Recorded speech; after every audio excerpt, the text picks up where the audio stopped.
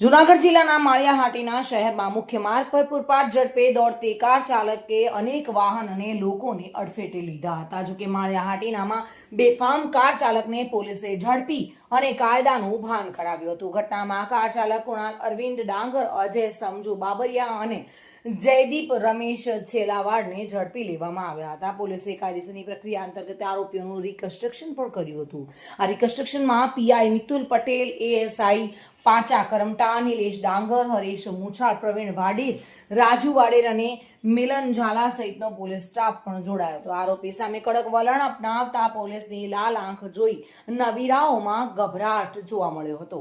ઘટના બાદ યુવા વર્ગમાં પૂરપાટ ઝડપે વાહન ચલાવવાના જોખમ અંગે ચેતના જગાવવામાં આવી હતી. પોલીસની આ ઝડપી કાર્યવાહીને લઈને લોકોએ પોલીસની કામગીરીને બિરદાવી હતી.